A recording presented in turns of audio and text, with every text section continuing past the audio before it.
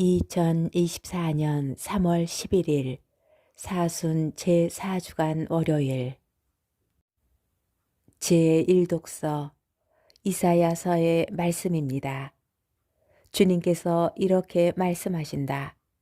보라, 나 이제 새 하늘과 새 땅을 창조하리라. 예전의 것들은 이제 기억되지도 않고 마음에 떠오르지도 않으리라. 그러니 너희는 내가 창조하는 것을 대대로 기뻐하고 즐거워하여라. 보라, 내가 예루살렘을 즐거움으로 그 백성을 기쁨으로 창조하리라. 나는 예루살렘으로 말미암아 즐거워하고 나의 백성으로 말미암아 기뻐하리라. 그 안에서 다시는 우는 소리가 울부짖는 소리가 들리지 않으리라.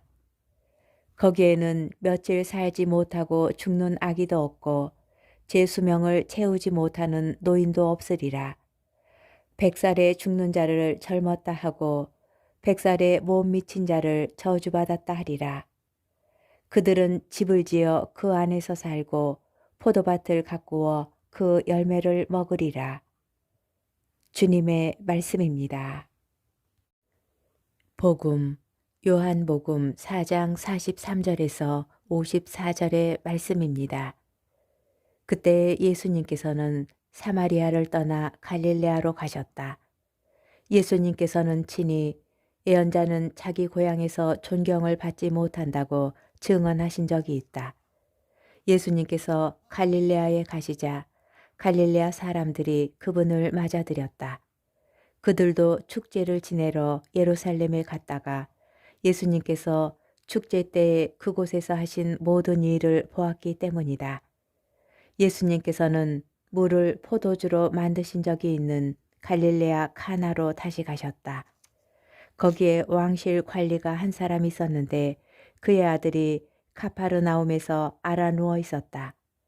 그는 예수님께서 유다를 떠나 갈릴레아로 오셨다는 말을 듣고 예수님을 찾아와 자기 아들이 죽게 되었으니 카파르나움으로 내려가시어 아들을 고쳐 주십사고 청하였다.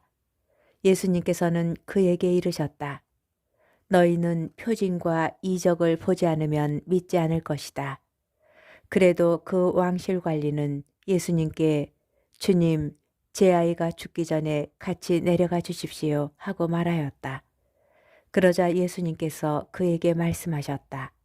가거라, 내 아들은 살아날 것이다. 그 사람은 예수님께서 자기에게 이르신 말씀을 믿고 떠나갔다.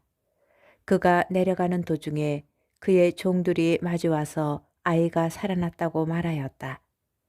그래서 그가 종들에게 아이가 나아지기 시작한 시간을 묻자 어제 오후 1시에 열이 떨어졌습니다 하고 대답하는 것이었다. 그 아버지는 바로 그 시간에 예수님께서 자기에게 내 아들은 살아날 것이다 하고 말씀하신 것을 알았다. 그리하여 그와 그의 온 집안이 믿게 되었다. 이렇게 예수님께서는 유다를 떠나 갈릴레아로 가시어 두 번째 표징을 일으키셨다. 주님의 말씀입니다. 오늘의 묵상.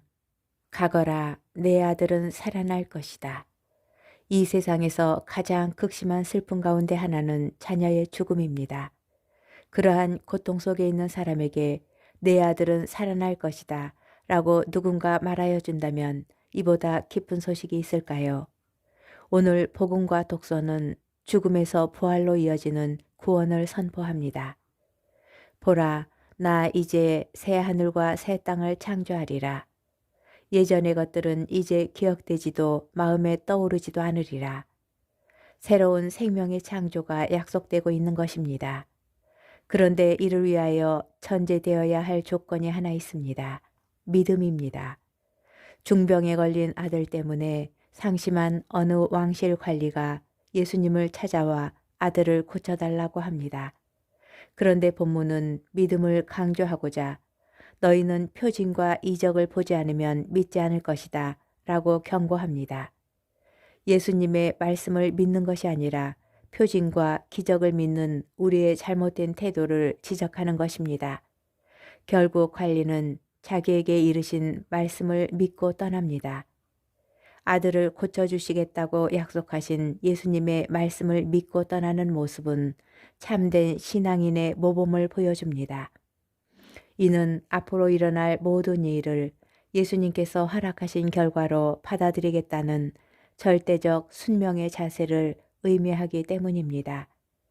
역경의 순간을 건너게 하는 것은 말씀과 그에 대한 믿음입니다.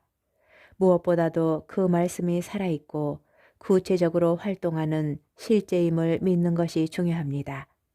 곧 단순한 말씀이 아니라 살아 움직이는 말씀임을 믿는 것, 그것이 부활에 이르는 길입니다.